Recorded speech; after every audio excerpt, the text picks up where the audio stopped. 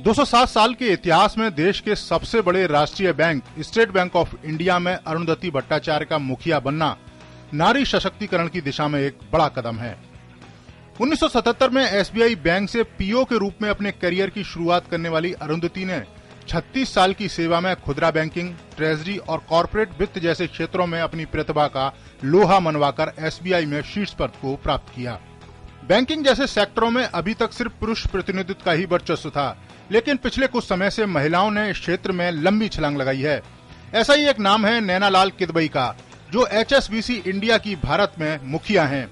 वर्तमान में फिक्की की अध्यक्ष नैना लाल ने सन 1982 से अपने करियर की शुरुआत की। महिलाओं के लिए यह हर्ष की बात हो सकती है कि नैना लाल पहली भारतीय महिला हैं जिन्होंने किसी विदेशी बैंक का भारत में संचालन किया है। We've seen that there is a potential role for women in various sectors of banking that is largely unutilized. We have in India itself few instances of women bankers who have been remarkably successful, and I think this trend would continue. Banking carpet पर महिलाओं का सुनहरा सफर सिर्फ यहीं तक सीमित नहीं है। अपने बेहतरीन प्रदर्शन के चलते कई पुरस्कारों के अलावा पद्म विभूषण से सुशोभित चंदा कोचर आईसीआईसीआई बैंक में प्रबंध निदेशक हैं।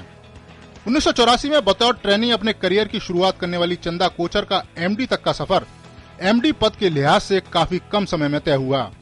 आईसीआईसीआई बैंक से 1980 में शुरुआत करने वाली शिखा शर्मा देश के तीसरे सबसे बड़े निजी बैंक एक्सिस बैंक की मुखिया बनी।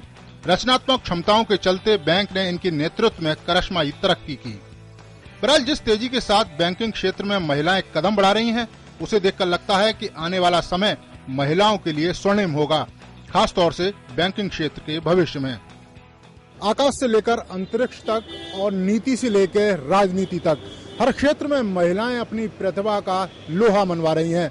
207 साल के इतिहास में एसबीआई प्रमुख के पद पर पहुंची अरुंधति भट्टाचार्य सिर्फ एक ही नाम नहीं है, बल्कि चंदा कोचर, नैना लाल किदवई और शिखा शर्मा जैसी महिलाएं अभी तक पुरुषों के वर्चस्व वाले बैंकिंग क्षेत्र में महिला सशक्तिकरण का परचम लहरा रही हैं। Neeraj Singh, DD news, Delhi.